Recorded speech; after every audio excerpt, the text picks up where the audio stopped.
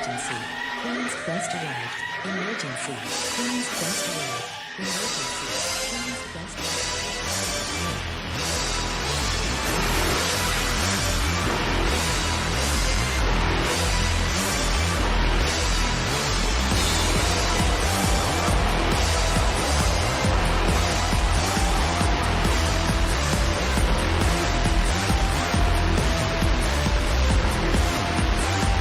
down to the queens. Hello, ladies, gentlemen, everybody inside and outside of the gender spectrum, and welcome back to Stardom Quest Gold, the best weekly Stardom and Marigold podcast anywhere in the world. I am, as always, Alex, and I am joined by Dylan. Hi, Dylan.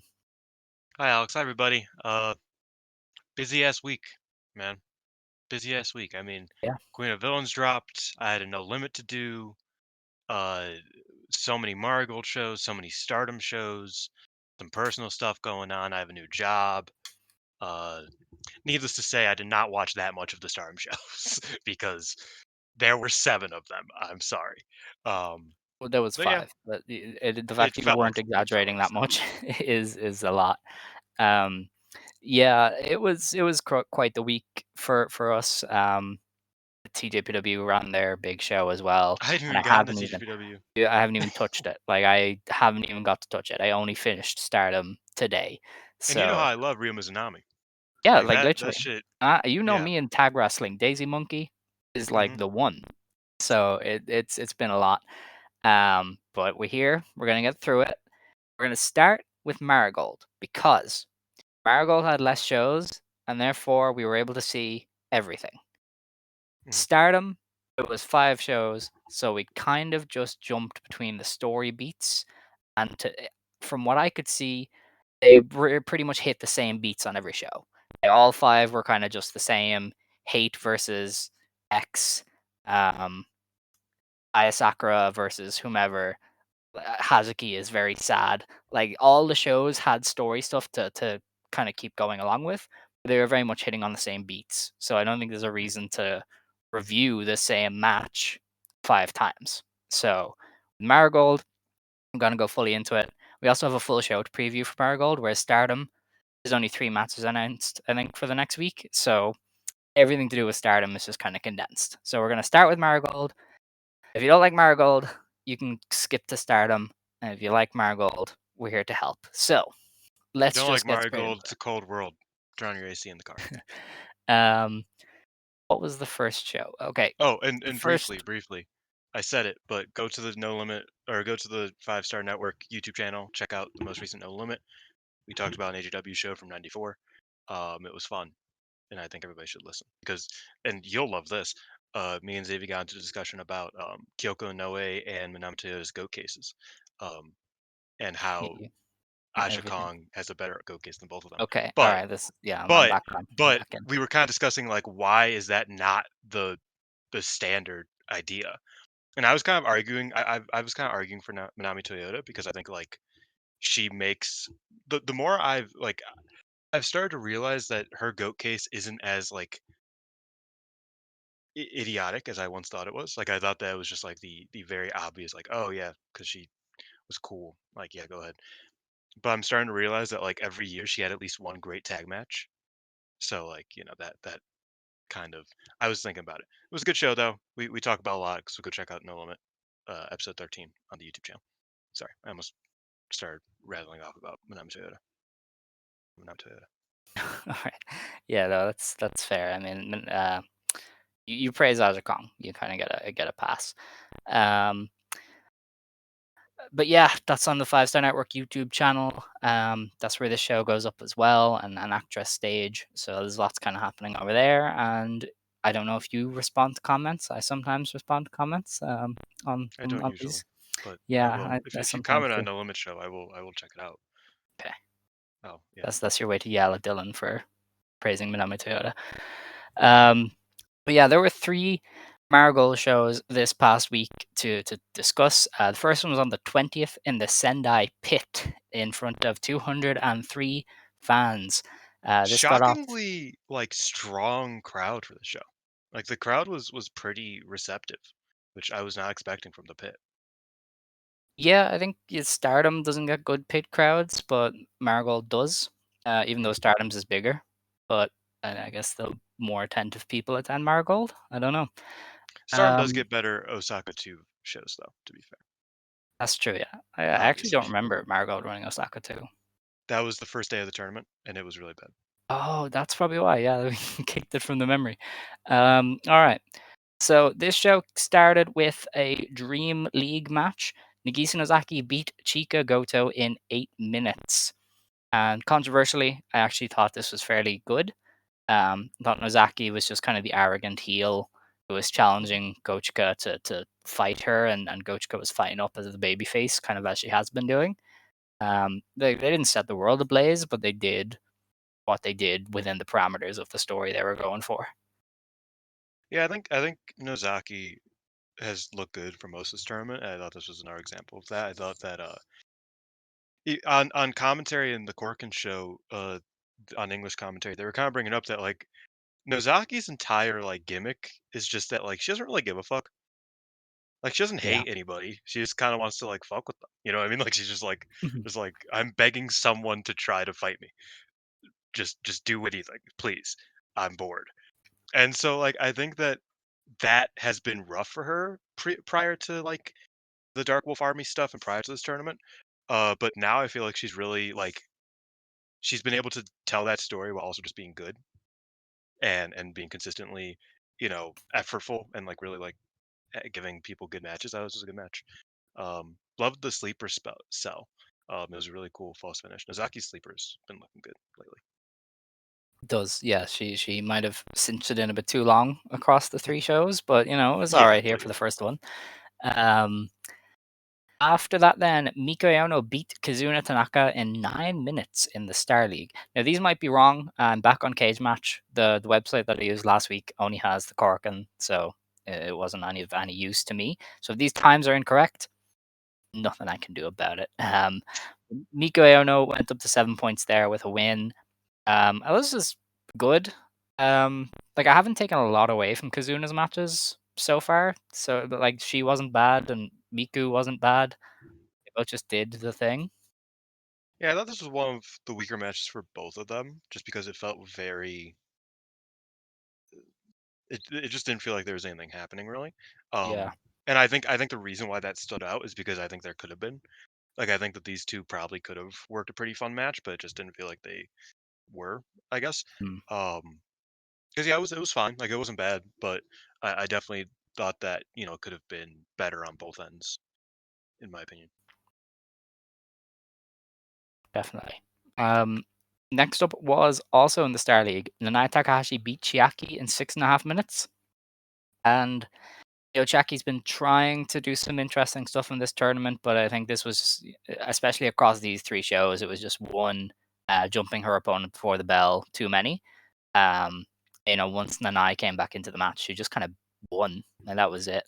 So yeah, I think if you've seen one Chiaki match, you've seen most of them in this tournament, and I think there was definitely room for both of them to do a lot more than they did. I don't fully agree, but I do think that this match was the weakest of Chiaki's tournament. I think Chiaki's had a very consistent tournament for my taste. I like that, because she's just kind of like refining the same gimmick, like you said. She's just doing the same thing kind of over and over again to try to make it better and try to refine it.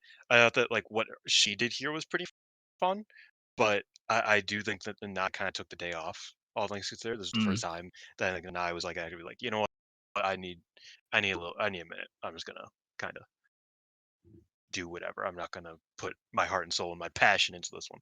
And I think this is the first time we saw that in this tournament, and I think that was noticeable more than anything. I did like I think Chiaki's like growing just from a charisma standpoint. She like has more of a ring presence than she did a couple months ago. I think. mm. Her stealing the jacket was a good spot, and her yelling passion and stuff. I thought that was pretty funny, and I thought the crowd brawling was solid. But I agree. Once they got back into the ring and they were just doing like the typical stuff, it just felt like there wasn't much to it. Um, Especially if you compare it to other Chiaki matches in this tournament, where there might have been like a little bit here, a little bit there. I felt like this one was lacking a little bit, even though it was still a good match. I liked it because I like both these wrestlers, and I thought they uh, did pretty much the bare minimum of what they had to have a good match. So Pretty yeah, much. Um, our next match then was in the Star League. Somebody who doesn't really take nights off. We had Sareee beating Misa Matsui in 9 minutes. I mean, this was a perfect spot for both of them. You know, Saree's whole thing is waging war against this company, and Misa Matsui is probably the ultimate babyface in terms Mm. of just being able to pull a lot of tricks out of the hat, and kind of keep her opponent guessing. And she doesn't just play one babyface style; she has a few. I think putting her up against the fearsome Sareee really brought out one of the best sides of her. So I thought this was a real standout match for both. Yeah, I think that Misa has had a bit of a hard time standing out from the field in this tournament. But like when you see her against Nanae, you see her against Sareee, even see her against Tanaka in the most recent show. Um, she does show up. You know, what I mean, like she is very prominent. And you can see why everybody loves her and thinks she's one of the best. Because she had a very good match here. I really liked it. Um, I feel like this was an example of what she can kind of do in there against a top level talent, which we don't always get to see, and usually she's kind of gets uh, vanquished pretty easily against someone like Sareee. So I like that this was a bit higher up on the card. You got a little bit more time. It was just a fun match overall, and yeah, I mean Sareee is Sareee. She's been killing it. She tried to break both of her arms at once, and that was the finish. Uh, Sareee, Sareee. The S in Sareee stands for sadistic, actually. She has been on some shit throughout this tournament. But speaking of on some shit, Utami Hayashishita beat Natsubi Shizuki in the Dream League in our next match. I think Utami had better matches across the 3 days, but this was a pretty strong showing. I think you give her somebody who's a bit unorthodox like Shozuki, and it brings out a really interesting side to Utami. I don't know if you've kind of noticed that, but I was going to bring it up more so with the Nori match, where when Utami is pushed by somebody a bit different, she brings out a really interesting side of herself. Yeah, I think this match unfortunately suffers from the Nori match because, like, I watched the Nori match an hour ago, and now I'm like, I don't even remember this match because it was very similar to the Nori match, but I think the Nori match is probably better, in part because it was in Korakuen Hall and it was the main event. It was a heated match with two high-ranking, high placing members of the tournament, and Utami and Shizuki wasn't quite that, and it was in Sendai. But I did think this was a very good match, regardless. I thought that Utami was on her bump shit as she likes to do, as she has been in Marigold. She was really bumping her ass off for Shizuki, and yeah, I think these two have like a really high-end singles match in them. I didn't think this was that, but I still thought that what ended up happening was a very good match that I enjoyed. Um, in our main event, then, in the Dream League, Koki gets her big win of the tournament over Mirai. Um, this was so raw and so enjoyable. It was just chops versus kicks, and I mean that was all it was. They were like going around the ring, kicking each other in the face and chopping. It was like really good. They were just doing the most basic things, but putting so much intensity into it that you couldn't help but kind of go, okay, this is the good stuff. Yeah, no, I totally agree. I think that like this was an example of another coming out party for Koki. I would say. Like I think after this match, I was like, okay, I'm I'm confident in saying that Koki's like a good wrestler. Um, and some people might have gotten there earlier, some people might not have gotten there yet, but I feel like this was the match where I was just like, okay, she's just sick. I like that. This is awesome. Because yeah, the boots versus chops were exactly what you kind of want out of this match. I feel like once you're this deep into a tournament, you want to do something a bit different. And I feel like they both succeeded at just doing something different by just doing exactly what you think of them for. Is like Mirai is like the chops and the bombs, and Koki is the big boots. And I thought that this was that. It was those three things, and I really appreciated for that. I thought it was another fun match. That was another one of several match of the night honors for Mirai in this tournament. And yeah, I thought it was a super fun match. The leaping big boot finish is interesting. Because it's not very noticeable, if that makes sense. Because it looks kind of just like every other big boot she hits, Koki, I mean. Um, but she like does a little jump and then kicks her in the face. and then gets like a flash pin off of it. And she did the same thing against Nozaki the next day. And so I thought that was interesting that she's kind of going for you know, a different angle from the amethyst butterfly splash thing. Um, and I kind of appreciate that. I think it's an interesting change up, even though it might, if you aren't expecting it, might be a little bit of a flat finish because it's like, oh, that happened out of nowhere. But I thought that the match warranted it because it was so chaotic and so just like Yeah, balls to the wall in a way. definitely. This was also probably one of Mariah's stronger showings. She kind hmm of shewed a lot of her standard tropes and was willing to just go all in to the chops versus kicks kind of battle with Koki. Yeah, no, I totally agree. I think that was like, I don't know. I've loved Mariah in this tournament. I think she's been kind of for a time she was the runaway MVP. I think Sareee and Nanae have caught up to her pretty quickly. But I think that Mariah's just been performing out of her, out of this world this tournament. I think Koki has performing very well as well. So yeah, I Mm. was very happy with this. I thought that this match was just like a fun time. You know what I mean?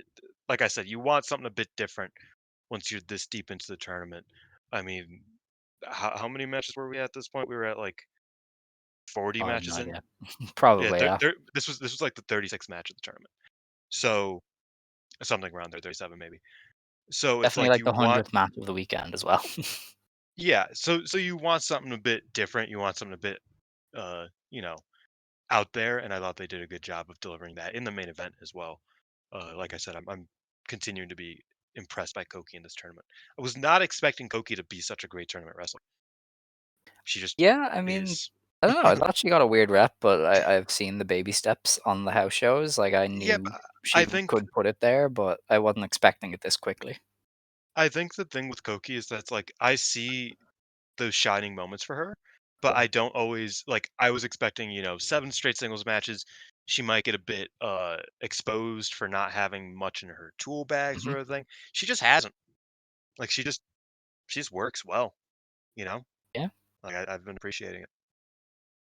After this match as well, because Koki won, she was able to challenge Mirai and Mai Sakurai for the Twin Star belts. So I don't think they gave a date for that, but I would It's imagine October. It's October. October The October specifically. Like Korakuen. it's oh yeah, yeah, that's what I figured. Um, so that's gonna be fun. That was that show. Pretty solid first show out of the way. Then we had on the 21st, Marigold was in Morioka. They had 365 fans in attendance here. Did not look like there were that many seats in the building, but you know what? That's not my fight to fight. This In was the Star a League, Iwate show, by the way. I should yes, have noted that on the schedule, because that would have kind of given it away that Mariah was getting that win. yes, Um, because yeah, Iwate is Mirai country. She's the ambassador of the that she is. Yeah, prefecture. So yeah. Oh, and before the tournament matches, there was a good undercard match in this. yeah. And I I'm know just we don't staring talk at about it that. right now. Miku Aono and Utami Yeah, as a team. Hell yeah. it was great. Great might be a bit strong, but it was as good as any given tournament match. That was a lot of fun. It was a very fun time. Misa did a great job, like trying to build momentum Mm, here because she's struggling in the tournament, frankly, from a kayfabe perspective. So it felt like she was really just like fighting for anything, just trying to make something happen. And obviously she ended up losing, but I thought that it was a good kind of way to connect it to the tournament. Was just Misa really just looking desperate to just get any sort of like momentum going into the last few matches of the tournament. that's a beast. Okay. Our tournament night kicked off though with a Star League match when Mai Sakurai beat Chiaki in 7.5 minutes. I thought it was fine, solid enough. Definitely where I was like, okay, Chiaki, I am tired of the formula. But yeah, I mean, it was okay. Yeah, I would say that the Sakurai and the Nanae matches were the weakest of Chiaki's tournament. Yeah, Um, I will say Chiaki just walking up and donkey punching the ref in the back of the head, very funny. yeah. Like that's one way No, I to mean, I deliver love a point. Chiaki, but it's like, okay, you gotta change it up a little bit, but Yeah, it's fine. no, I agree. I agree. Um, we then had a Dream League match. Koki beat Nagisa Nozaki, surprisingly, in 9 minutes. And this was where I kind of also went, okay, Nozaki, you could have picked it up a little bit. I definitely felt how slow she was in this one. And I thought the sleeper spot just was draining the life out of me. So I thought this was fine as well, but definitely one of the ones where the cracks started to show on somebody who I had been enjoying. Hmm. I don't think I like paid that much mind. I thought it was a good match. But my notes noticeably do not mention the sleeper spot, even though I do remember the sleeper spot. So I probably was just like, okay, I was waiting for something else to happen. And I Yeah. was, kind of outside out of mind sort of thing. But yeah, I thought it was a solid match. Again, not like the strongest by any means. They both had a lot better in this tournament. But I thought it Mm, was, just kind of like another, uh, you know, I thought, to be fair, I thought this was going to be bad going into the that's fair. tournament, Yeah. because they had a match a few months ago. It was a triple threat match, and it was really, really fucking bad. They just had zero chemistry together. Um, it was them and Shigegoto, and Koki and Nozaki just could not get on the same page. So I was just like, oh, that might be bad. And then it was just, it was good. It was solid. So I was happy Yeah. with it. Yeah. All right. In the Star League, Sareee beat Kazuna Tanaka in just under 10 minutes. Probably the weakest Sareee match of the tournament. I'm still waiting for Kazuna to really wow me. Like there's times where she pulls something out that I'm like, hell yeah. I love the Kurihara gear. All four references to Ayumi Kurihara. She kicked ass. Mhm. But she needs to start embodying Miss Ayumi Kurihara a little bit more. Because yeah, she's just not. I don't know. I just don't get it. She's just so. It feels like everything she does is so light. It's the thing Yeah, people say I about think, Riho, and Riho is like really good, so she overcomes it. But Kazuna, I'm just like, your stuff looks really soft, and you look I like you should be getting agree mauled. with you. Yeah, I actually, and I love Kazuna, but I agree. I feel like she could just like put in more of herself into some of the stuff that she does. Like just like be more. I don't know how to even describe it, but yeah, like I don't think all of her stuff looks soft. I thought that a lot of this match, I like this match a lot. Um, I it's a agree, it Sareee wasn't. match, of course. Sareee Yeah, could it shit out a wasn't great this, match with just about and anybody. Sareee does care about Kazuna, and like that, this was a match that you could tell Sareee kind of wanted to be good. Um, but yeah, I can agree that it feels like Kazuna should be hitting harder because she has good forearms. She doesn't Yeah, really hit them as much anymore, but she had good forearms in Wave. even her Uh, drop kicks as well. I feel like she used to have really good drop kicks. But yeah, I it feels don't really like she's notice them. kind of gotten lighter just Mm, in her style, and it's strange because you wouldn't expect that. Like she's a year and a half in. You'd expect it to get a little bit more. She would feel more comfortable being a bit more stiff. Not even like like beat the fuck out of people, but just like you know. And I feel like she hasn't. I think that is kind of like I think that was my issue with the Miku match more than anything. Was that I oh was yeah. like, I feel like they could have like gone at each other more. They just didn't. This match, I felt like there was signs of that, and there was showings of that even from Kazuna. I thought that like the headbutt was pretty weak, but I liked that she went for it. That was a cool spot. And I thought there were a lot of cool spots in this, and I thought this was a lot of fun. But yeah, I do agree that her style has lightened for some reason post wave. Um, I think it's less noticeable in tag matches, but like in these in this gauntlet of singles matches, it has become a bit noticeable. Yeah, we gotta get her back in that passion training. Yeah, I Um, do like that Kazuna's the only person in this company that Sareee like genuinely likes. I think that's pretty funny. yeah, I mean that sounds like Sari. She's a strange lady. She's like, you know what? Out of everybody active, Kiyoru Ito is my bae, and also Kazuna Tanaka is my child. And Hey, it's shout out like, to the you know, driver. Kuro just drives sure, some girl around. Sareee don't yeah, drive. no, that's fair. Kuro She doesn't. her chauffeur. No way. That's crazy.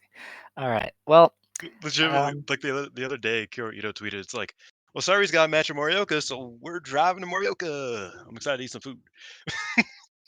I love it, honestly. Um, our main event then was in the Dream League. Mirai got the whole big hometown win over Victoria Yuzuki in 9 minutes. I was surprised. I was texting you while I watched this, and I was like, dude, Yuzuki is just throwing homegirl around. Like, Yuzuki was just hmm judo tossing Mirai like there was no tomorrow and like dominating the match. And it was really interesting to see that side of Yuzuki. And then Mirai just won. She just got her in a submission and was like, all right, that's it. Send us home. So it was neat. Yeah, I thought that the finishing stuff could have been a bit more. Like there could have been more to it, but I Mm. love this match, frankly. Another. Match of the night honors for Mirai. I don't know how many times I'm gonna say it in this tournament. I mean, that was probably the last one. Was Mirai versus Suzuki because the Suzuki one wasn't, and the the no the which name do I want to call her? The Nozaki one. I couldn't decide Hmm? between Nagisa or Nozaki. Oh, yeah. Um, I was like, I kept trying to say both at the same time, but that one probably won't be. So this is probably the last match of the night for Mirai, but it was another blowaway match from her.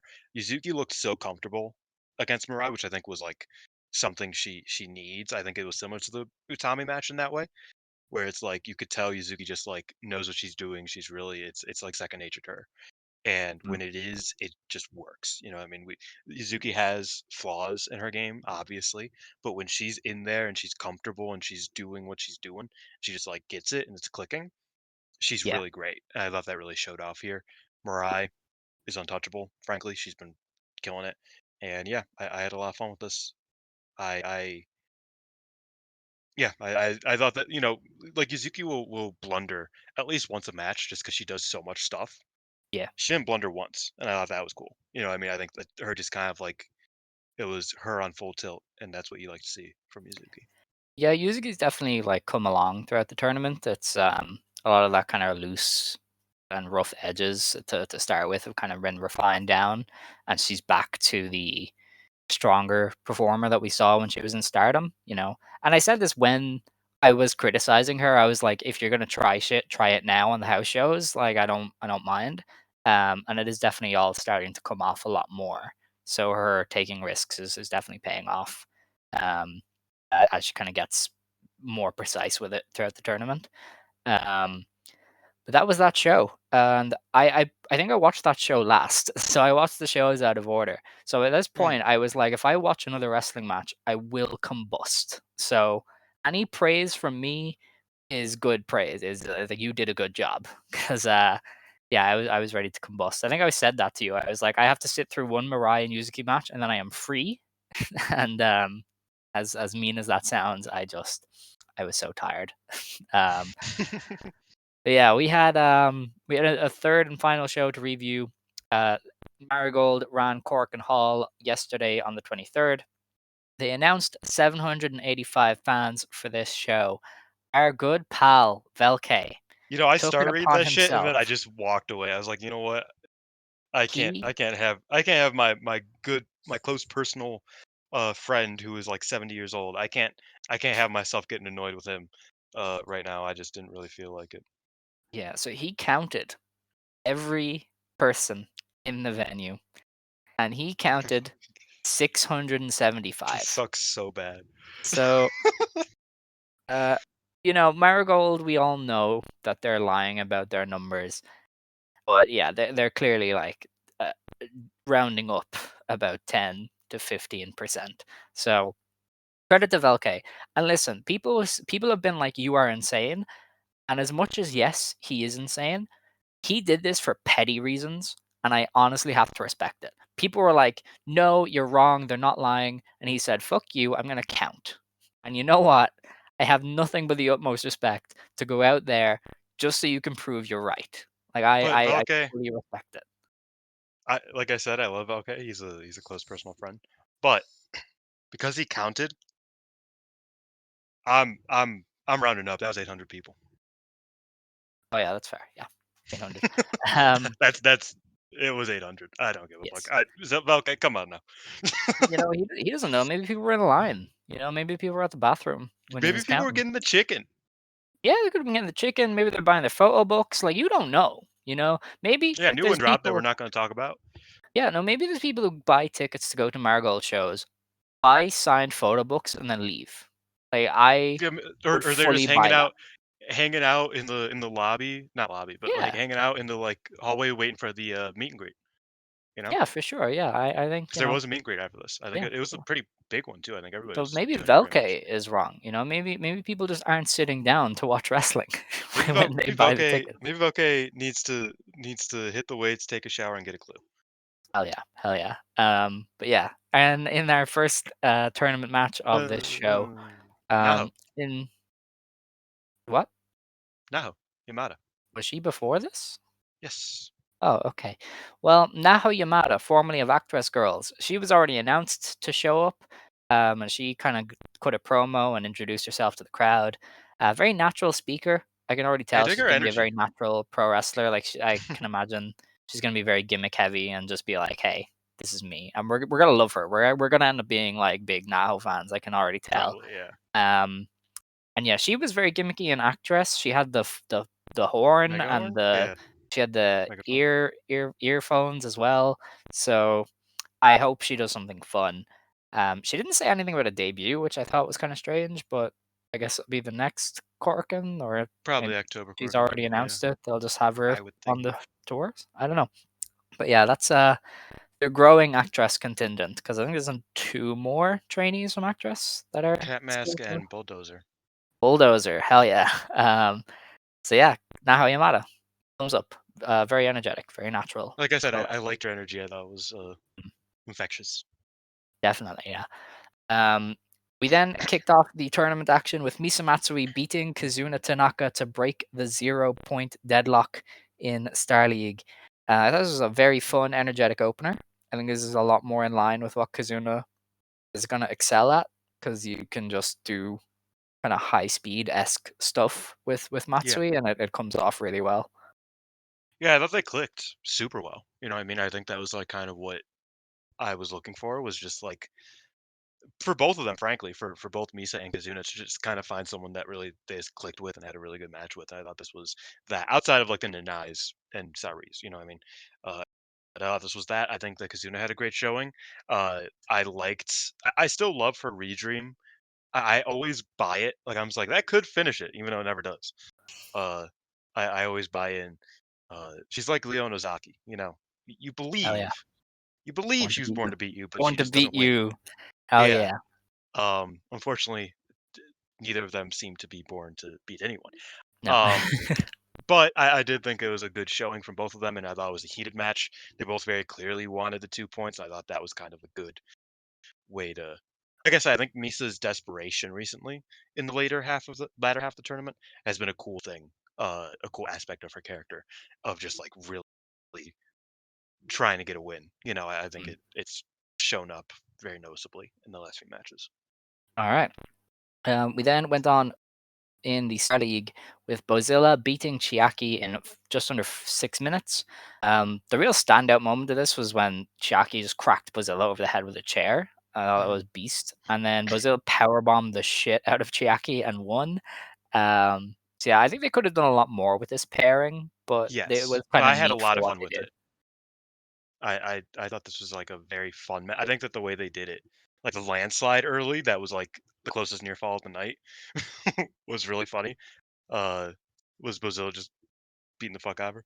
I think that Chiaki, uh, she just looks good here. I think this was just kind of like a fun Chiaki. I think that those two matches, the Mai Sakurai and the Nanae matches, kind of strayed away from Chiaki. Like, uh, I don't know. I think this match just kind of like was a bit more fun, even though she didn't grab a jacket and start yelling passion. I thought that this felt like a more threatening Chiaki, while also being a more interesting Chiaki than the past couple matches. Because I love this. I thought it was a lot of fun. Bozilla is goaded in Korakuen Hall. To be fair, she doesn't miss there pretty much outside that one time. Um, so she's very good in that venue. So it also makes sense in that regard. That I like this a lot. But yeah, I thought that everything around this match too was very funny because obviously Bozilla and Chiaki have teamed up, and Chiaki, like didn't want to anger the beast too much, but then she just did, and Bozilla just fucking killed her over and over again. And yeah, I thought the chair spots were funny. I thought it was a really fun match. Um, I don't know if it's the time for it, but Bozilla's had a weird tournament, right? It's not just Yeah, me. I feel like Bozilla's had the she's. weakest tournament of anybody, in my opinion. Ooh, wow. Worse than Kazuna? I think her. Oh well, right now on my thingy, they're tied. Okay. Uh, In fairness, though, Kazuna has Bozilla had has a less. Sareee match. Yeah, Kazuna has had less standout matches. I think Bozilla had the Nanae Yeah. match and Kazuna didn't. Oh yeah. But just generally, I thought Bozilla had a weak match or two. Like the Misa match, that Okay. was pretty weak, and I think she's had, there's been been fun matches. I haven't thought she's been bad. I don't think anybody in this tournament's been bad, Yeah. but yeah, she hasn't been great, and I'm Mm. beginning to worry that she might win. Is actually the problem with having a not great tournament because it's like if Kazuna won this tournament, I'd be like, that's dumb. She hasn't had that great of a Yeah. tournament. If Bozilla, but Bozilla might actually do that. So that's a that's a fear I have currently. Interesting. All right. Because actually, Um, talking about math very quickly with this show, I was talking to Scott last Thursday, Friday, yeah. and I we were going through the blocks, and I was basically like, Bozilla wins the block if my Sakurai and Miku go to a draw. Uh, because we were like, wait, would they have two draws on a Korakuen? That's the only way Bozilla can win is if Sareee and Yeah. Nanae draw, and if my Yeah. Sakurai and Miku draw. So I was like, watch Interesting. out for the Miku Nanae draw or the Miku my Sakurai draw, because that Mhm. will tell you if Bozilla's winning. And they drew. So that was when I was like, oh no. And then on the other side of the tournament, I also am worried because there's only two people in the running, basically. Yeah, I said on Twitter, I was like, "Wow, Mariah is so popular. Rossi must just be like so happy that he can have her win the Dream Star and she'd be over." And then she was eliminated the next day. Yeah, I was like, "Oh no," because I think she can logically like tie with two they they people. It would have to be a they can. three-way tie, It would have to but be a three-way tiebreaker, depending on and how the they fact do they do it, tiebreakers, she can't get through with those. the fact they do it same day. Like I was talking about it as well. It's like it would be really cool if Nanai and Sareee, for example, went to a tiebreaker. Nanae beat Sareee and then lost, and that was like a big deal as Nanae over Sareee. But that's three matches for Nanae in one night, for example. Mm, You shouldn't do that. Just like you probably shouldn't do three matches for Mirai in one night, including a triple threat Tomoe battle, maybe. I don't know. I have no idea. Depends on I Would don't know how they Mariah would even run get that. it though? Because she would presumably it would be a draw and a win for somebody, and Mariah's would be a win and a loss for most of them. So, like, would the person who has the win and the draw go through? I don't How think is that's that how how that they do? works. Yeah, see, I'm not sure because I feel like they have in the past though, but I do think it is just wins, right? Like, it's they don't account for draws. But there is no draws amongst the top three. Like Well, amongst there would be amongst though. There would be. I think the presumably amongst Mirai, Utami, and Koki, they're oh yeah, yeah, it but would have to I be think it would Koki have to and be Mirai Koki, yeah, Koki or and Koki and Utami Utami. drawing. So then Then I think Koki would Mirai have a has a win win. over Mirai and a draw, whereas Mirai lost to Koki and beat Utami. So is that weighted differently? I'm not sure. Like, would they just It do a might be. Mirai Koki playoff? Because Utami did draw, but she lost to one and drew with the other, so she wouldn't have any wins. Like, I don't actually fully It's know. true, actually. So Tommy hasn't wouldn't have won against anyone. Because I always forget about that second layer of tiebreakers. You know what I Mm, mean? Of like of weighing it wins and losses and draws. yeah. But that is a thing New Japan does. Mhm. And I think Noah and well, not Noah. I think All Japan might do it. I think like places do that, so it is interesting. Um, but yeah, it seems like Mirai's just out, Yeah, looks like it. which Um, yeah, we'll talk about yeah, pretty we'll get much. to that. So our next match in the Star League, Nanae Takahashi and Sareee wrestled to a 15-minute time limit draw. This has got match of the tournament buzz from some people. Scott called it as match of the tournament. I thought it was very Peps good. also said it was the match of the tournament. Yeah, I saw a few people I really respect say it, and I thought it was very good. But I thought very clearly for the second half they were holding all of their shit back for a Yes, world title match. Like I could very clearly was like, this is not either of them at top of their game. So they slowed down in the second half because they're like, let's not push it. Um, yeah, which is why I have in my top three, but it's not my number one. I don't even have a Mirai top and three. I Nori feel are like there's other still matches there. that were like, way better. It's like tied with like there's like a long way to it. Yeah, I'm no, not I gonna I lie, can get that. but Yeah, it's like vaguely in the top three, top five for me because I thought it was a great Mhm. match. I loved it. Um, and yeah, I mean, I expect more from them. Like I think that's the Yeah, thing. That's the singular thing that this match didn't have. Is I was like, oh, they're gonna go 20 and it's gonna be fucking sick. It's gonna be like a match of the year contender probably. It could be at least. And so, I'm kind of seeing it like that, and that's why this match kind of got maybe a point reducted, because it's like, yeah, this was good, but I definitely expect them to follow up on it better. Mhm. But yeah, I thought that Sareee. I think the big thing about this match was Sareee working from underneath in Marigold is really cool because you don't get to Yeah, see it and, much. Nanae notably was, like, the first person to have, Sareee on the ropes when the Mhm. time limit was up. She looked like she had the match won, whereas in most of the other ones, Sareee would hit the Uranagi and would be on the verge of winning, and then the time would elapse, but Nanae flipped the script. So I think Yeah, I that was love that. I thought that was a lot of fun. I think Nanae kind of being the first person to really dent the armor of Sareee mhm. is cool, and I that's kind of why I was looking at that idea of them going to a tiebreaker and having a 10-minute sprint on the day of the final, Ooh, yeah. because I think that would be super cool, and it'd be a cool way to like keep Sareee strong, uh, but also keep her out of the final. I think that would be a lot of fun and a lot of cool stuff. But again, Nanae at her age and her level of wrestling at decades in probably shouldn't be wrestling 3 high level singles matches in one night. Uh, so unfortunately, that's probably not going to happen. But yeah, I think that like Nanai being the first person to really like take it to Sareee and Sareee really be on the back foot, super cool. I like that a lot. Mhm. Block on the freezer bomb also needs to be noted. Insane. That shit was nasty. When Oh, Sareee yeah, got the that boots was up crazy. and Nanai just bounced across the ring, it was man. Uh, I really love this match, frankly. I thought that Nanai running Sareee over to start the match and Sareee just getting so fucking pissed. It was so awesome. Like I just think that they just like work super well together, and I'm super excited for Mhm. a presumed rematch at some point Oh, they're both soon. teasing it so much. They're both like, Yeah. "We want this. We're gonna do this."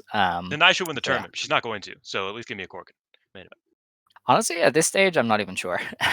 We'll have to discuss it, but yeah, I could see a lot of different stuff happening.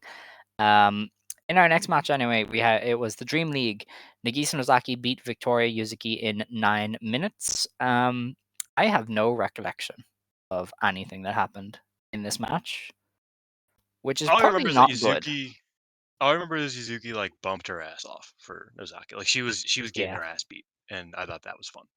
But I'm other than not the that, I only don't one because it have doesn't even have much. enough. It hasn't even been recommended on Cage Match. Nobody has gone out of their way to go. This was good enough for me to rate it. So that says a lot. Um, we then went to the Dream League where Natsumi Shozuki got the upset win over Mirai in 8 minutes. It was a lot of Shozuki actually kind of doing flash pins, and then one of them worked, and the crowd was like, "Holy shit!" And obviously that effectively eliminates Mirai from contention. So big result there. Yeah. Man, the fuck, Shozuki. All those That times we were that like, "Oh, hurt. Shizuki should win this one. She needs to get some steam," and then she does beat Mirai, and we're like, "Well, damn it! How Yeah, dare you?" like come on. This is the one. Like there were two matches I didn't want you to win in this sort of situation. It was against Nora and it was against Mirai. You could have beat literally anybody else. Why do you Yeah. have to do it like this? Um, yeah. I mean, she lost to Nori luckily, but uh, good match. I thought it was. I think Shizuki has kind of had a weaker tournament than I was expecting. You said before the tournament that you were like she's probably just gonna get like she's gonna be good, but she's probably gonna get like vaguely overshadowed by other wrestlers. And Mm. that's kind of where I have her at now is that she's, middle of the pack sort of thing. She's ranked 8 uh out of the tournament for me on basically every calculator I have to rank Oh. a wrestler in a tournament. Um so yeah, I mean like she's done well, but I didn't think this match was particularly great. I thought, probably the weakest Mirai's tournament, in fact. Now that I'm Ooh, thinking about it. wow. Okay. Uh I I can thought it see was it. good, Yeah. but Mirai's just been operating at such a good like a high level To be from honest with the you, I think start. everything after Nanae Sareee was kind of suffering, and then it took Mai Sakurai and Iono to get things back on track. Because the rest of them were just kind Uh, of okay to good, but not standout. a Especially little because there bit. was so many matches on this show. I think I that also hurt did some of them. I did like Goto versus Koki more than the previous two. The two matches we're talking Yeah. about No, that's fair. I way think more. I think they did well. But yeah, no, I think Shizuki has been like good in the tournament. But yeah, I think this was probably the weaker of the Mirai matches, Okay. and it is kind of Mirai going out with a bit of a whimper Well, and not a technically shout. going out, she Yeah, I mean she has the of course Nozaki lost some match, which heroics. you know, Doesn't Rossi have a 0-point thing, or is that gone? He used to have a 0-point draw thing or whatever. That what? technically, because didn't he used to have it if it was a double disqualification, nobody got points? That Imagine that's every how company every Mirai company says snuck in. that. Every company says that, and then it never happens. No, but that would Like be really funny. That's why Mirai because isn't eliminated, but she's technically it eliminated. used to But be feasibly, Mirai or it Utami could lose their mind. like I think because New Japan always just say if it's a no contest, double DQ, double count out, no points. Yeah. And then they ran a double count out in like 2020, and they both got points, like 1 point. And it was just Okay. like, wait a minute. Like even the commentators are like, no, that's not how that works. Like Krishan's like, no, that's not right. That's that's wrong. That's not how it's supposed to go. Hilarious. So yeah, uh, at some point that you know they could do that. That would be the funniest shit ever. Yeah, If Utami is Koki and like Utami go to a double double DQ, no DQ. Yeah, contest. yeah. Utami I just mean, loses her mind for no reason. it's the classic Minoru Suzuki line of "I'm not eliminated. What if everybody gets fucking food poisoning and I'm the only one left, huh? Yeah, Then what? Then I'm exactly. your champion. What about it?" So like there's always that, but yeah, poor Mariah. Um, Felt like yes. she win. Standing in Marai's way is our Dream League competitor there. Chika Goto beat Koki Amare just to keep the door open a little bit at the top. This was an upset in air quotes, but this is one of those expected upset. I mean, Hmm. Goto had no points, and this is her tag partner. It is really standard to have the 0-pointer win that one, and she got a real like out of nowhere pinfall, so it wasn't even a Oh, I strong loved win. it. It was good, like I it was thought the good, but it flash pin wasn't was even like a like strong win. They just actually. went 1, 2, 3. Okay, you got it. I thought this was like because I think flash pins, as much as I love flash pins being like a typical device, uh, they have become a bit calculable. You know what I mean? Like you can see it coming. That was actually like, oh shit, oh she just got her. Cool. That's Yeah, awesome. Just with a roll up, like a heavy stack roll up. That was really cool. But yeah, I like this. Goto doing the gimmick twice. She did the Achika Kochika Gochika entering the ring, and then once she was in the ring, she did it again. That was very funny. what a beast. Um, but yeah, I thought this was a fun match. They've both been All right, performing quite well in this tournament, and I had a good time. okay. Um, in the Star League, then Mai Sakurai and Miku Aono wrestled to a 15-minute time limit draw.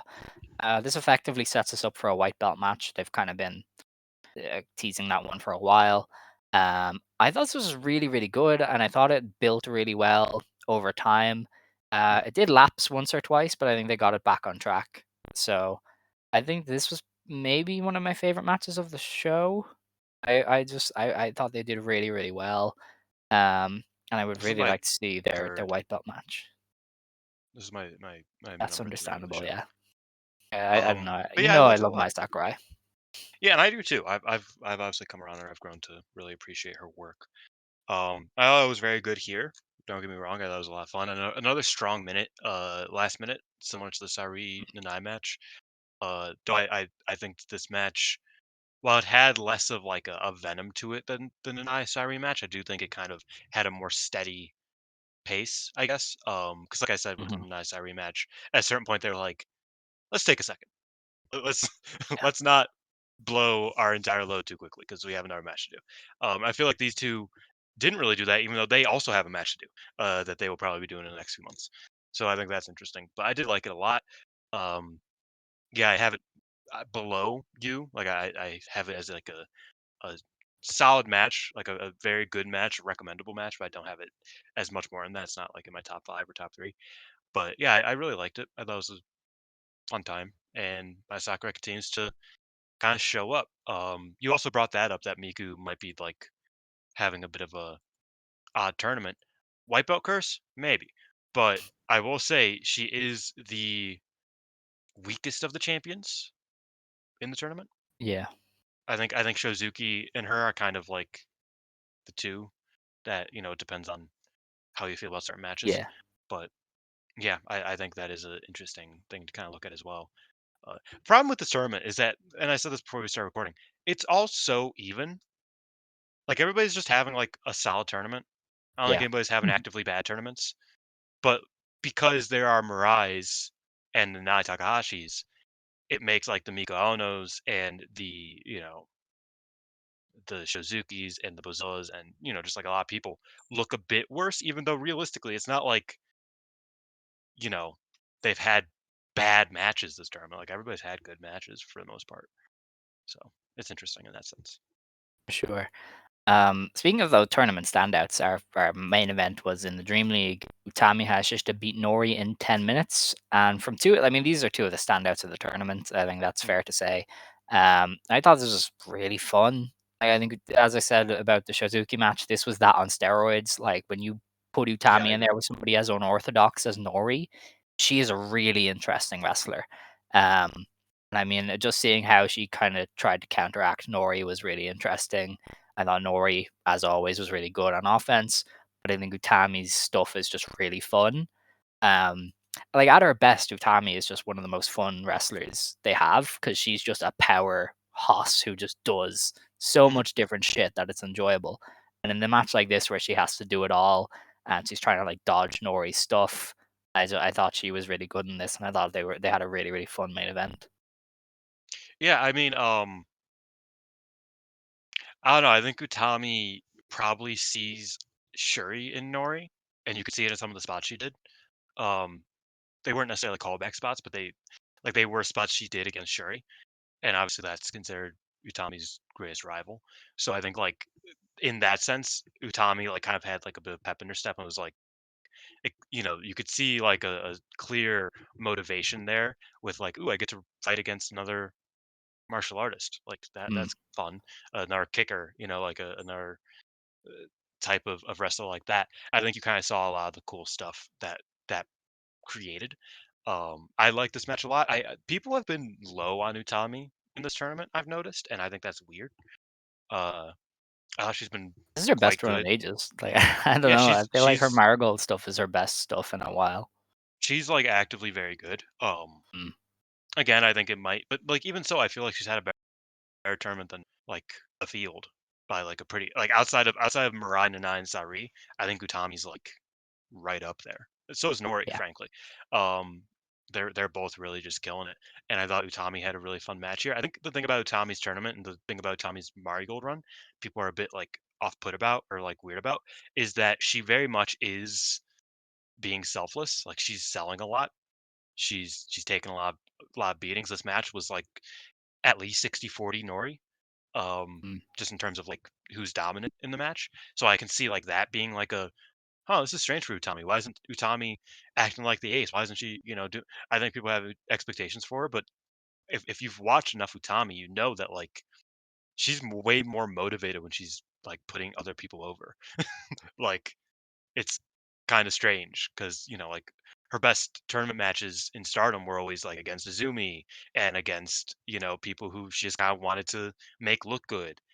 Like those were and against Micah, I mean like those sorts of people. So she's just doing that a lot in this tournament. And I think people are like kind of discrediting her for it, but I think she's had good performance after good performance. She's been pretty, you know, consistently great throughout this tournament. I thought this was probably a top two match of hers this time around. Oh, okay. All right. Well, you won't get any pushback from me. That's for sure.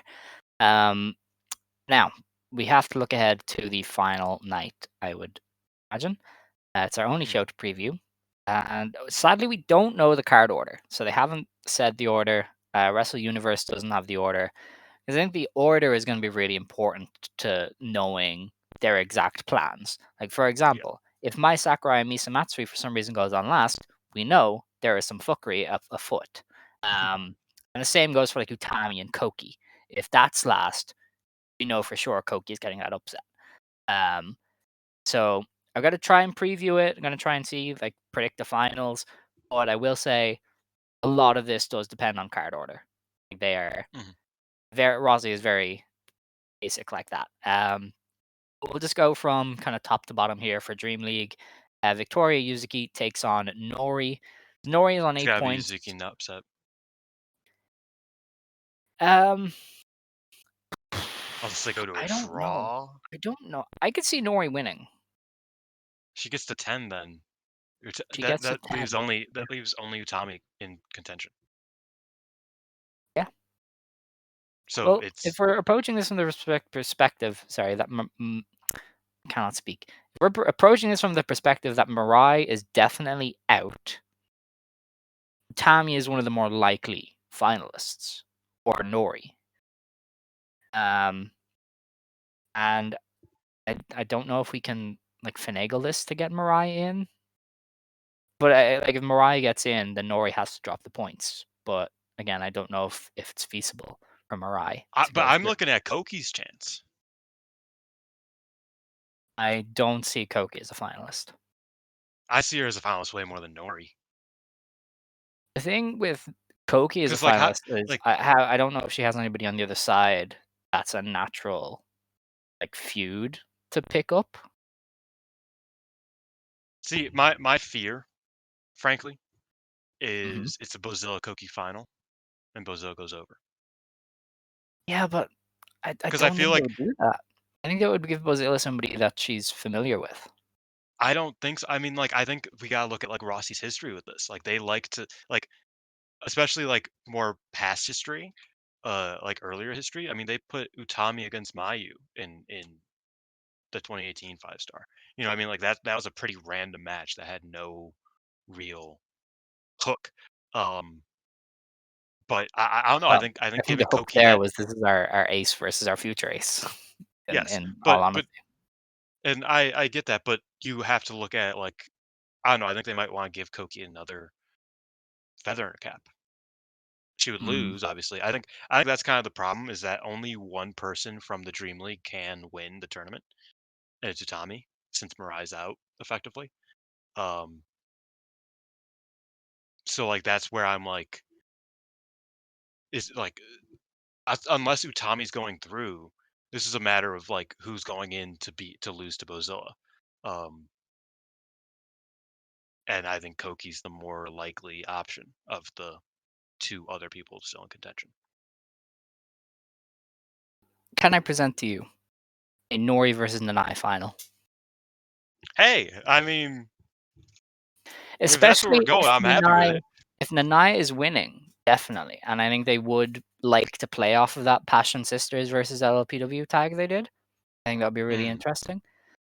So that's why I would have Nori win. I think Nori You know what's actually is a interesting? possible finalist. I think if Nanae's winning the tournament, which is more likely now than it was, you know, 2 days ago Yeah. when Mariah was still in contention. Um, I feel, and this is also judged off of like stories that have been told through like Shoot Pro and whatnot, or Tokyo Sports. I feel like Nanae over Utami Mm, is a possibility if Nanae's winning the tournament, which, as I've said many a times, I'm rocking with. yeah. Like that's like a cool option for me. I'm genuinely intrigued by a denied Dreamstar win. I think that'd be really sick. But I do think that like I don't know if I would put Nori in there against Nai. I would put Utami in there against Nai and even that up. Go 1-1. Mm, okay. If you want to give Nanai this one last push to the gold, which I would which again I'm cool with. She doesn't beat Sareee. I think that's a pretty obvious statement. But I think that like if you want to give her one last push, you give her that Utami win back. Especially since Utami is kind of like doing the Dark Age story, where she's like, "Oh, I'm kind of having a hard time doing this." And blah, blah, blah. I Yeah. think putting Utami in the final makes sense because it's Utami. Why not? Um, but having her lose the final was always something that was on the table for me.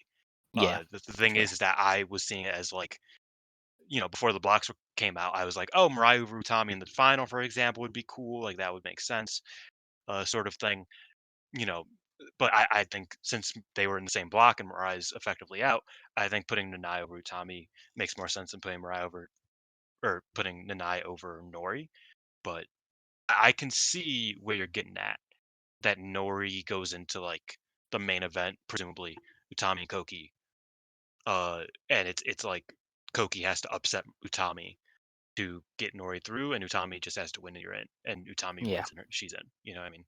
I could see that. Um, but yeah, it's a interesting. But then again, it like you said, card order matters. Depends on where Nori and Yuzuki is on the card. Definitely. Yeah. because if it's the opener, that eliminates everybody else in the tournament. That isn't Koki and Utami. Like I think they probably want Mirai and Nozaki to look Yeah, I mean, slightly competent. logically, I think Mirai and Nozaki probably goes on before that because they're Yeah, both in interesting spots. So yeah, then, totally. yeah, I could see Nori and Yuzuki being second to last for the block. Yeah, second to Potentially. last. Yeah, that would be. Yeah, that would probably make sense. All right. On to then Natsumi Shizuki and Chika Goto. I think Natsumi Shizuki wins. I think that puts her at 7 points, which is fairly respectable total. She'll be like around the top of the block, which is where she should be as a veteran kind of champion. Yeah, I was expecting an upset here, but I don't think Shizuki can kind of afford one. I think she's probably Yeah. get that win. All right. Nagisa Nozaki and Mirai is an interesting one. I don't think either of them can really go through. They both Does have the same Nozaki have tiebreakers, anything? actually. Do they? Ah, okay. They both beat Utami and lost to Koki. I see. Okay. Yeah, you probably put Mirai as the winner just to put Yeah, the doubt in people's mind, I guess. the potential. Yeah. Yeah. And then Nori can like win and eliminate Mirai. Let's do a 4-way tie, but I'm not even gonna begin Well, to no, it wouldn't be a comprehend that. four-way tie. It would be a three-way. Well, that would have to be a. Nori would have to draw Yeah, with Victoria Yuzuki. That'd be that's what I'm very saying. fun. Let's not do that. There's like 5 draws in this fucking show Yeah. in Nagoya. Um, Lovely. so yeah, we have Mirai winning there. She's up to 9 points. Nori over Yuzuki, that would put her on 10. Then Utami and Koki are gonna fight it out to either get through or eliminate the other. And basically, by this point, it's like if Utami wins, I don't think she can go through because she lost to Nori and wouldn't have No, the she beat Nori. She tiebreakers. beat Nori. She She beat beat Nori. Nori. That was the So, last match of the all right, tournament. okay. So Nori has a tiebreaker for Koki, but not Yes. Utami. So Okay. that's the thing. Koki would be stopping Utami to get Yeah. Nori through. I've thought Koki would beat Utami since the lineup was announced, so I think I'm gonna keep that as Koki over Do Utami. you think Nori's going through? That's wild to me. I I don't underestimate Rossi and his love of lanky kick wrestlers. Like when I think about it, this is exactly how he would book a Yokobito or a Risoshiki. Like this man loves his tall kickers. See, I'm kind of. I think that Yuzuki gets the upside on Nori, and it allows for a win and you're in between Koki and Utami.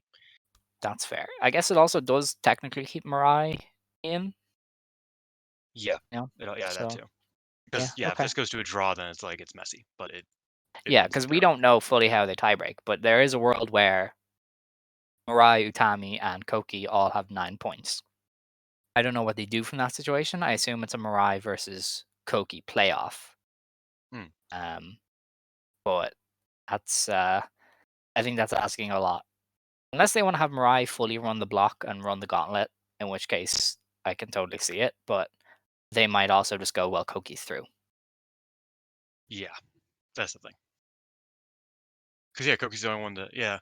She would It's have yeah. technically, if you were to break it into a miniature league, she would have 3 points. Mirai would have 2, and Utami would have 1. So, like, if you did it like that, Koki has to go through in a 3-way tie. Yeah. I somewhere does that. Like because you're right. I forget which company does it where they break it into a miniature league basically. When it comes to I draws don't and know. whatnot. But yeah. So yeah, I don't know. Messy, messy, messy. Yep. And the thing is, I expect the other league to be even more messy. So, Kazuna Naka and Chiaki. I mean, Kazuna can win there and get off her 0-point thing. I have a feeling that she might just end with 0. Has Rossi done that, though, outside of Rishi Road? He doesn't like to, I don't think. He Yeah, so, likes to let them get at least one upset. yeah, I feel like that's not his bag. So, I don't know. I feel like Chiaki and 2 is probably not great though. it's fine. I think it should be all right. Yeah, Um, I could see my that either way. Mai Sakurai takes on Misa Matsui. And so this is kind of interesting because Mai wins, she eliminates Bozilla. Am Yeah. I correct? Yeah. So Mai wins. She eliminates Bozilla. Nanae can only draw, and Sareee would need to win. So maybe Mai wins. I want to do a three-way tie at the top of Star League. I think he is definitely going to do a big three-way tie, because that is one of Rossi's older plays. He's done it a lot where there's like a 3-4 woman tie atop one of the blocks. I think Star League shapes out to do that easy. I think Mai Sakurai just I think she just draws, or no, I think she loses to Misa, not draws. I don't know. Because I think that just kind of like keeps her out of the bushes, you know, out of playing, sort of like to make it easier for them. I can see like a I'm not sure. Yeah, I think she I wins. think Misa has upset potential there. Maybe. I don't know. Then have Miku Aono and Nanae Takahashi. And I think Nanae kind of has to win there. Otherwise, it's basically Sareee or bust. No, Bozilla beat Miku. Okay, so Miku wins and Bozilla wins as a three-way tie. And that puts... Bozilla over the both of them. Maybe So they do Bozilla that. goes through. Yeah, I don't know, though, if they have Bozilla be the first one to beat Sareee. I Because they wouldn't love have it. run with that Sareee is unbeaten story. And Rossi does love to have somebody draw through. We did kind of cop that a few years ago when he had Julia do it with Suzu when she went through from a draw. Are you on my page right now? On Yeah, my I am. This is my ideal scenario. So your ideal is Nanae wins and Bozilla and And Sareee Sareee draw. draw, and then it's a That playoff. sets up a playoff. And because Sareee just went through 15 minutes with Bozilla, Nanae gets the win over Sareee. I think that'd be really Okay. cool. But I don't think it'll happen. I think what's more I'm likely. expecting far messier. Yeah, I think the Bozilla one has legs to it. But then if Bozilla goes through, it's not Nori. Like it's not If Nori Bozilla Bozilla. goes through, Probably it's either Utami. Koki or Utami. More Utami, likely Utami as well. but if Bozilla's winning, it's Koki. If Utami's winning, it's Utami, obviously. Because of those three, it's like Bozilla can win, Utami is likely to win, and Koki won't win. Like that's Yeah. kind of how I see it. So if you put Koki in there, then Bozilla wins. If you put Utami in there, Utami probably beats Bozilla. Then who's the And then draw? Who's the big draw that gets through? He loves the draw that sends somebody to the final. Like that well, 15-minute grueling TLD and then somebody goes through. Like that is a Rossi move. that could be like that, and then it could just be Nanae. But then there would still be the issue with Sareee and Nanae. What's the tiebreakers with Bozilla? Because Nanae beat Bozilla and Nanae beat drew. Bozilla, but she drew against Sareee. So if Would Bozilla she beats win the mini Sareee, league? mini league wise, Nanae That'd has be a way. Nanae. Nanae has 2 draws. No, she would have 2 points. Sareee would have 0 points, or no, she'd have 1 point. Bozilla would have 3 points. Nanae So would have Bozilla would beat her. 3. Oh, Nanae beat she beat Bozilla. Bozilla. She beat Bozilla. Yeah, So she have 3. Bozilla would have. they might do that. I could see them doing that, especially if we knew the card order, we would know for sure. Because if Bozilla and Sareee is on first, Bozilla is winning, and then I'd imagine Nanae draws into the final. Because again, Rossi loves that. And then I think very easy to do Nanae Nori. If they want, they can do Koki, because I think Koki's the only one who hasn't had a passion injection. If They I'm they correct, could really, if Nanae goes through, they can really do anyone. they can. I think it Yes. just works with everyone because Nanae just I wonder works if they like do that. Koki though, because that's like their big hasn't been passion Yeah, tested yet. like I think And the Nai Nanae Koki final, huh? Imagine. Nanae Koki would be the funniest and coolest final. Especially after the run Koki's been on in this tournament, that'd be so I think sick. match quality wise, I would rather Nori, but I can see why they might run Koki. I just don't see Nori getting through to the first final of the Dream Star. Yeah, I guess. I think we've That's just cracked it. I think Bozilla over Sareee and Nanae draws through with a Aono draw. And then she faces either Nori or Koki. I don't think they do I Utami again. I think they might do Utami again. If Nanai's winning, I think they do Utami again. Yeah. It Nanai would be getting the win really back to go it'd be really to funny if first ring. after all this Sareee simply wins and is like, "You all stink, Mirai. I'm gonna beat the Fuck shit poo. out of you." Yeah. Yeah, Oh man, that would be some. it would be I'm not gonna legendary. lie, that'd be some Stardom booking, but I would kind of be into it. Honestly, it would be legendary. I think Yeah, Sareee I could mean, make it work. if Natsuko stayed in that tournament and just won it, it would have been really funny. Yeah. So yeah, I think that would also be really funny. So yeah, All right. I'm Well, looking at right now I'm looking at a Nanai Utami final. Uh, if Nanai's winning, if not, I'm looking at an Utami Bozilla final, and Utami wins. okay. All right. Well, we did our best. um, so we also have Or Stardom Bozilla over to Koki, obviously. discuss. That's Oh a yeah, third Bozilla for option Koki. that I'd prefer not to have. I But think maybe it's they do possible. Bozilla as a Korakuen challenger That or would be something ideal. towards I maybe wouldn't be December. surprised. That's the thing is that's like I would be cool with a Bozilla Sareee challenge and a Nanai Sareee challenge. I would just prefer it if Nanai got the cooler one of the Mm, two. But we'll see. I'm cool with Utami winning, obviously, as well, because Utami's Utami. okay. Indeed. Now, for Stardom, as I said, they ran 5 shows over the past 7 days. But before that, Stardom wrestlers outside of Stardom. Dylan, did you know that Mm. Aya Sakura was announced for the Sakura Hirota Produce show? No, Okay, I did she's in not. a pretty cool match. It is. I'm just gonna pull it up now on Hirota's Twitter. So it is Aya Sakura, Aja Kong, and Yuna Manase versus Mio Momono, Sakura Hirota, and Miyuki Takase. Wait, what the fuck? That's crazy. I know. That's crazy, Oh, that's isn't for it? her. That's her diverse show, isn't it? I don't know. It's her Because yeah, produce no, it is event. her divorce show.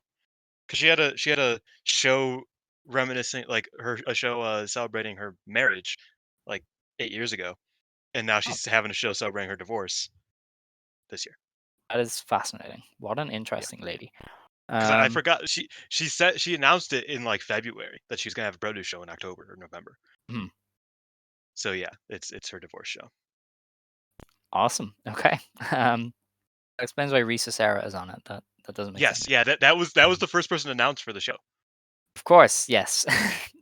All right. Well, love that. Also for Diana's next Korakuen, I think it's in October. They announced that uh, there was a tag match. Hold on. It was Hanako and Jaguar Yokota against Rina and Hanoka of Man, Wave. maybe that's a good match. I hope Jagger teaches some of these kids some stuff. Yeah, that's pretty awesome. Jaguar Yokota, Did huh? you know this is off topic? Do you know that the chick who plays Jagger in the Queen of Villains is like a professional double dutch player that That is doer? insane. How do you even become a professional double dutcher? I don't know, but she is, and it's pretty remarkable. I was going through some of the cast's like Instagram pages and whatnot, um, and yeah, she's just like a pro double dutch, like she's a double dutch world champion Oh, of 2023 and 2024. cool. Um, also announced for this Diana Korakuen is what is her name? Oh my god, I'm blanking on her name. Oh, Haruka Umasaki versus Momo Watanabe. Is This is the Umazaki main still event. champ? No, she lost it to Ozaki from uh Oh, Mike Ozaki, yeah, the freelance Ozaki. This is the main event, not Rebel a Enemy. title match. It's Momo Watanabe in the main event of the Korakuen. They said this was the 4th match announced, but I can only see 2 match announcements, so I don't know. Or I can see 3. Aja Kong is in a tag, which is awesome. Um, I don't know the rest. And that's all for Stardom wrestlers outside Stardom. Oh I no, like that actually, match. Azumi was announced for a show in Brovres. She is Yeah, wrestling Kanji on I the forgot to Global talk about it. Wars event. Kanji is Her good and though. Kanji sounds I like fun. Yeah, Kanji. that sounds like a solid match. Yeah. But she is in Brovres, and it is in like the middle of nowhere, as far as I remember. So have fun with that one. Azumi. Mina is also on that show. I can't remember if they announced her opponent or not, but she will be defending the tag, or not tag belts, the double RevPro belt thingy. But that's all. So, Spider-Man 5 shows over the past week. As I said, we kind of, one of them is an up. One of them was a VOD. The other four, I kind of watched through the story stuff. So we're just going to touch on the Mhm. big storyline aspects and kind of maybe point out some good performances. Because they did a lot of hate versus Cosmic Angels, because they had a preview tag and then they ran an Artist of Stardom title match. What blew me away was how good Sareee Ano and Sareee Kamatani were together in the first tag that they did. Like they had essentially a prime white belt Kamatani exchange at the end of that match. It was fantastic. So if you haven't seen that one, go out of your way, because I thought they closed that one really really well. Um, but yeah, they just told a mini story, because then Kamatani pinned Ano in the first tag, and then Ano pinned Kamatani in the title match to retain the belts with a pottering. So told a little mini story there. Ano got her win. Um, that was kind of that. I think that's it for now for Hate and Cosmic Angels, maybe. I do think Ano and Saya are an interesting pairing because like Yeah. they really are on the wrong sides of the spectrum. No. Like, yes, I think I think Ano is a far better heel than Sai Kamatani is, and Sai Kamatani is a better babyface than Ano is, and so I think it's like an interesting clash in that sense. Uh, of two people you don't really. I mean, Ano. Okay, it depends on the era of Ano because, like, you go back to Actress Girl, she's the most natural babyface of all time. But post Ice Ribbon, post Oz Academy, or still Oz Academy, Ano just like feels like a very natural, like just like heel in a way, Mm, and I think that's like an interesting way that like I'm looking at a picture of them right now, and I do think this is like an interesting pairing, uh, even if I'm not particularly interested in watching Cosmic Angels versus Hate in 8-person tag matches. that's fair. Um, I would like maybe if they went back to that pairing for Kamatani, like V1, V2, maybe. It's something that they set up Let's with not this mini talk about feud.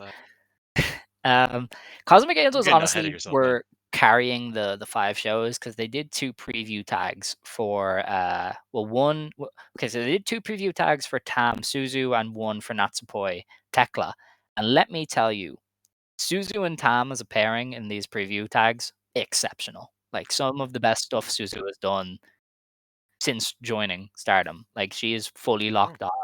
I think Tam Nakano in preview tags is one of the most insane wrestlers. She just gets it. She gets how to really heat up a match. So if you didn't watch the preview tags, watch both of them.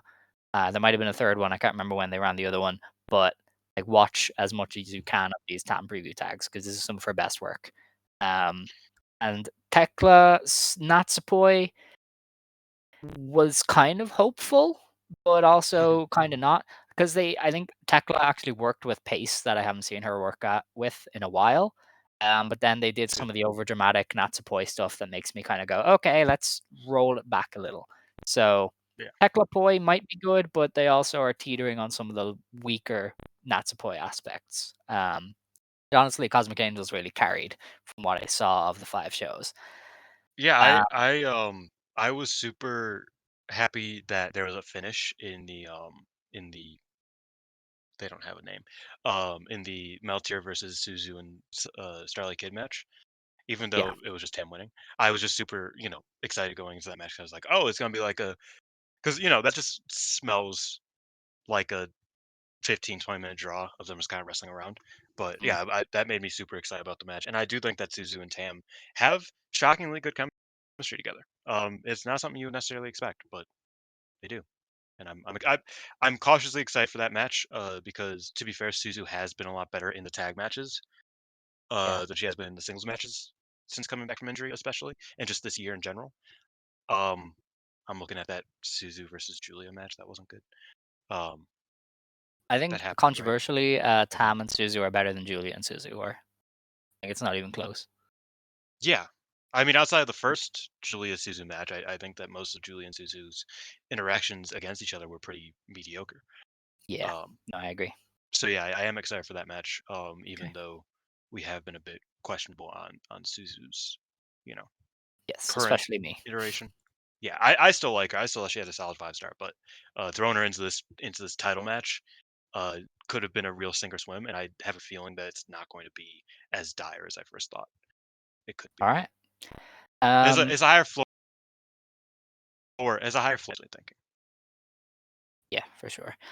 The other kind of big story is that Hazuki was sad. And basically, I think I watched one of the matches, and she like didn't have any like emotion. She was getting hit and would just like fall I just over. watched Koguma hit her and Hanan get knocked over. Yeah, that was the That show. was That was the show very after funny. the one I watched, and she just like was doing.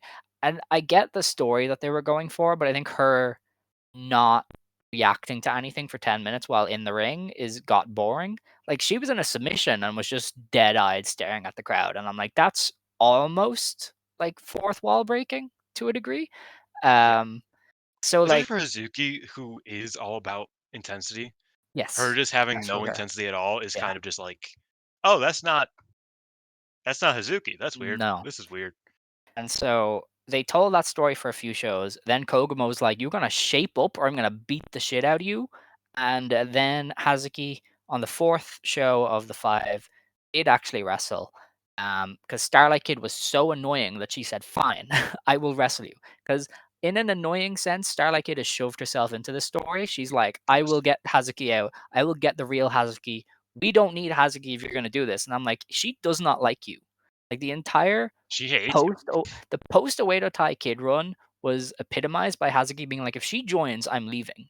Like Hazuki does not like Starlight Kid at all. So I don't know why Kid is now involved in this. It was really funny that it took 4 matches for Hazuki to be like, you know what, fine. If you don't stop annoying me, I'm gonna beat you up. And that was pretty You incredible. know, So but they still it's lost. interesting. Stars still got the beat up because it's Stars. But yeah. This company's strange in the sense that I don't know, why did you do that? Really? Because like I was like, oh well, they're like building to doing something like I was thinking everybody was thinking, oh, this is gonna be Hazuki's long road back like to the white belt. She's winning tag league. I think that we need to calm down. As a number one, as a top Hazuki supporter, as a huge Hazuki supporter, we need to calm down. FWC is winning tag league for the second time. Finally, I mean they probably should have won like the last 5, honestly. But so I think that that's where this is heading. But also like this they did it in like a way that like it made these matches like not as good, frankly. But also if you're just kind of gonna like do it for this tour of shows and then like have it be rejuvenated by the last show of the bunch, why do it at all? You know what I mean? Yeah, Like not well, saying that it's you gotta completely tell, fixed you gotta yet. show the people that she's upset. Like Like Anno. Remember, see, you Anno, had a she good was idea. upset, and You had a good idea that we talked about. That it would have been really cool if Hazuki kayfabe no showed some shows. I think that would have been a cool way to like sell her just not wanting to be around. And her just being yeah, like, "Man, fuck this shit." And it also means that you can do this story on the Korakuen this upcoming weekend. You know what I mean? If they just go yeah, back to Hazuki still being miserable, despite the fact that she's kind of like gotten a little bit of a groove back, not fully, but a little bit, I think that's kind of lame. Like if she had like no showed 2 of the shows, one of the shows, or 2 of the whatever, I think that they could have prolonged it a little bit and made it so that there's like this like something happens at the Korakuen, or at least she gets her groove back at the Korakuen. Just a bit more. If somebody turned off their brain and turned off their computer, didn't go online for a week, they would not know that Hazuki did anything like that unless they follow up on it, which I don't know how they're going to. they listen to Ultimately, Stardom's Quest, the best weekly Stardom podcast anywhere in the world. correct as they should. But point being I is had that to, I think I had to. yeah, I know. I think No, it's an here's odd I choice. don't think the story is over though. That's why I'm giving them the benefit of the doubt. Even when Mayu came back, that seemed to be a turning point. Was Mayu being Yeah, like, okay, we're all together here now. She still was like there, but not fully there, and I think that's where we're gonna see it. Because until they win, I think they're gonna keep like explaining the story, and they're gonna keep beating us over the head with it. When Um, does the Tag oh, League? it's not. Yeah, when does Tag League start? Oh, it's a while away. It's October, so. I do Yeah. like the tag league idea. I think people were saying she's gonna turn to hate, but I think they so strongly beat us over the head with her being sad that she's going to not be sad There because they there usually were kind of do the opposite. there were two options. I feel like everything. Yes, I agree. But I think the thing with all of this is that I find interesting is it feels early. Like I know why they had to do it now. Actually, no, I don't. I don't know why they didn't do Tekla first and then Hazuki and then do the Hazuki gimmick. Uh, but I do think that like there are two ideas, and I think Pedro. I might be crediting the wrong person. I think Pedro brought it up. Somebody brought it up that they could be like going towards a loser leaves match at some point, to kind of like hide the fact that somebody's leaving to jump ship. Not hide it, but kind of like take advantage of it. But that's really early because like that contract shit isn't until like sometime next year. So doing it like that doesn't really make sense. And I think she's not going to wipe out this year. I think that's just where we're at. That's just not going to happen. So I think it is just tag league. Even then, it feels like we're doing all this early for the payoff being tag league. So I don't know why they didn't just do Tekla versus Natsupoi first. Is my main thing. But I'm not too phased by it. Not to skip past Hazuki though, because I Oh, think we're there's still. one last point is that they also built to the S no the FTC As you did, Micah was also like, trio. "Bitch, shape up or get out," and I was Which like, that "Yeah, was that's that was fair." the first time that I was like, oh, maybe this is hate related. Because what if she just turns on Micah again out of nowhere, even though they're not friends? I don't Just like think this is Sakura hate. Tanya. I really don't think this is hate. I don't either, but wouldn't that be really funny if Micah was just like, "Hey, we can be friends now. Just stop being a pussy," and then she gets turned on again, and it's like, "Damn, twice in 3 months? How did Honestly, that that'd be happen?" really funny. I would have to It would call be her really funny. Sting at that point. Um, Yeah. but yeah, we'll see. I like that Hazuki's getting something to do. Preferably it would lead to the white belt, but I don't foresee it. I don't think she's Like I next said, in I line. think, and again, we're early, so this is like an early critique, but I think probably just timeline wise, uh, it probably would have been cooler to do Tekla first, Suzuki second, and then Mm, if this is building yeah, to the Goddess League, I think that then we wouldn't be waiting a month for something more to happen. I'm just ultimately I'm just waiting to see like what's happening. I'm not too. fair enough. I'm trying to reserve judgment as of right now. That's okay. Aya Sakura did lose to Ruaka as part of the build up to her match with Rina, but they did heavily cheat. Like she got cheated out of it, so it's kind of building to the big can she overcome the cheating moment against Rina. Speaking of cheating, the other big storyline was Hate versus God's Eye. It really continued the normal trend of God's Eye just kind of being really outmatched. I think the show that hasn't aired, I think Saki did get a win for their team, but like that was all. Otherwise, they were just getting the shit beat out of them. And that's just to Oh yeah, the build main event. a title match. Main event, wasn't it? Yeah, Saki beat Momo in the main event of the Niigata show. Pretty awesome, but that came after them getting their asses kicked for almost every show. Um, and that was kind of it. I think there was some good stuff happening. There was like an Aya Sakura Saida match, and there was a couple of other Mhm. undercard matches that were good. But as far as the 5 shows go, it was mainly those kind of storyline beats to follow. And I do think they like you don't need to watch all 5. Like they hit some of the same beats again and again. Like you could just watch the first one and the fourth one, and you're probably okay, really. Um, which isn't the end of the world, but yeah, it's nice that they're like sprinkling in stuff like that, I guess, on the house shows instead of just them being completely useless. Yeah.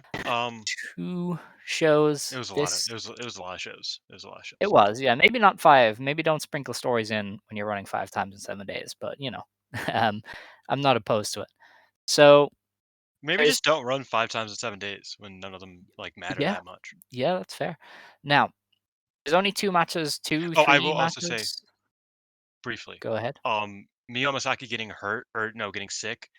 ruined like the match I was looking forward to the Yes. most on these shows, which was Xena versus it was Xena Koguma and Azumi, I believe, was the Oh, match that was supposed to happen, and I was really bummed. Oh yeah, and then they had Xena and Azumi tag together. That's what happened. Xena has been But yeah. asking for a high-speed title match as well. I think they're going to run that back for her in Ooh, May. Yeah. fun. So there's no cards for the shows this weekend, sadly. So we only have 3 matches to kind of go through. For the Korakuen, is it Korakuen first or New Blood? Well, it's always New Blood. Corcoran's No, first. it's not New Blood. Wow, okay. So Korakuen on the 28th has the Goddess tag title match between Momo and Tekla and the team of Siri and Saki Kashima. I think Hate retains there. I don't think Saki Kashima is the one to get the big retribution over Hate. And if you are doing an FWC revival thing, I think them taking the belts off Hate makes a lot of sense, considering Konami is the one who screwed them out of it in the first place. Konami's not on the team though. She's not, but Hate in general I mean, Momo screwed and them out of it. Hazuki's trend Drew sort of thing. Yeah, So yeah, I so guess I could see them keeping it. that sucks though. Maybe, I guess. I don't know. We got to deal with what we're dealing with, okay? Yeah. On New Blood, then we have an unofficial number 1 contenders match. It's Hina versus Miyu Amasaki. I think it largely depends on who wins the future belt. You could do Miyu and Aya pretty easily, but maybe you do Miyu Rina. Maybe it's time for Miyu to reign atop that division. Hold on a second. You checking to Oh see wait, how we did long this. she's eligible? I was gonna say we did this last. It was like what she debuted in March. Yeah, so she has Yeah, 6 months with the belt if she did do that. which is enough, I would say. Yeah, To do it, because they did set up that big story with her being like the senior of the class, and then she never won the belt, and they kind of just went away from it. But like, you can still do that, and you can still run her it's versus. wild she didn't. She hasn't won the future belt. No, I know it's weird, and not even the New Blood tag belts either. Like, she didn't get either of them. Yeah, So yeah, I'm gonna go with Kevin there, but maybe not. Who knows? whoever. Unfortunately, I think that whoever wins this match is probably gonna win the belt. I could see Hino winning and then getting the rematch and beating Rina. Maybe. Um, I think it's too soon after the utter destruction the last time, yes. but who knows? But also, is anything too soon or too late at this point? Yeah, Um, true. but yeah, I think that does kind of make it a bit hard for Sakura to win either way. Because I just I don't think either of these two are going to be V1 fodder. You No, know what I mean? no, it wouldn't feel. I don't think Aya is at the level that she can beat Miyu Amasaki yet. So yeah, I kind She of can am beat on Hina, it but I on also board. don't think that she probably like I don't think that should be V1. I think that would be kind of Yeah, no, Hina's next big challenge should weak. not be a V1, Yeah. definitely. So I feel like that does make it so that Aya has a hard time winning against Rina, which is a Yeah. shame because I think Aya's been putting in incredible work, and I would love to see her get rewarded with the belt. But yeah, We then have the Future of Stardom Championship match. We have Rina defending against Aya, and yeah, we are leaning towards Rina retaining. I would imagine Rina loses the tag belts first. Like, that's Hanako mm, and Waka, and then Rina can lose the future belt after. yeah, probably. They'll probably add a Hanako Waka match to this show so they can get another win. They'll probably have the Inabas on there somewhere, so maybe Azusa and Rocka doing something. But yeah, we don't There's know. also a a week from the day this comes out, There so we'll is, have yeah, already next yeah. Wednesday. It's one of the nighters as There's well, nothing on actually. it. It's Yeah, those late night shows with cheaper tickets. So we'll get to see how that experiment works out. Because I think it did well last time. I think it did over 1,000 for it did both of the pretty well. shows, if I'm remembering correctly. So it is a clever idea. So hopefully it keeps doing well. They keep getting people through the doors. But yeah, that's it. That's all we have for Stardom. They have gotten a lot better at announcing stuff. Usually by Tuesday they have the cards up, but this time around they didn't. I can fully see a world where I wake up tomorrow and they have announced the cards for this weekend, but what can we Our do? bad. Yeah, I can't record on Wednesdays. Dylan, I don't think can anymore either. Maybe I can't I remember. can't But record on Thursdays. I can record on oh, Wednesdays. okay, yeah. I can't do Wednesdays usually, so it's a pain in the Usually, ass. what ends up happening is if you can't do Tuesdays, you can do Wednesdays. So Yeah, that works. yeah. Um, but yeah. No bueno. I can't do Thursday this week either. I'm recording something else, so Yeah. that's. I don't know if I should promote that or what because I don't know when it's going to release. But it's for Asuka/Kana and her Oh wand yeah, over candidacy. on the Kana So pod. yeah, if you're in any way interested in hearing whether I think Asuka should go into the Observer Hall of Fame, I'll be doing that with Ryan from the Count Out Pod. So I don't know when it's going to drop though. So I'm not. I'll That's a promote it monthly closer to thing, the time. so probably next month or the month after. Oh, that's not too bad. Oh, this is gonna be a long show. Okay, well, that'll be fun. Um, but yeah, that's it for this week. We will be back next week to discuss the final of the Dreamstar Grand Prix, as well as the Korakuen Hall and New Blood. So honestly, it should be fun. I think the New Bloods Oh, are always good. and we're And previewing Nagoya. fuck off. What? Yeah, Nagoya? Oh, Nagoya Golden fight on the 5th. Oh my god, dude, that's Tony insane. Storm versus Mayu Iwatani. Hell yeah, Mayu singles match, baby. All right. Well, it is time to close the show unless you have any closing It is. remarks. I do not. I hope everybody's Okay. doing well, and I hope they have a good week. Yes. If you want to stand, you may stand. If you want to sit, you may sit. Believe today, shine tomorrow. You decide what you believe in. Stay golden. Ijo. Ijo.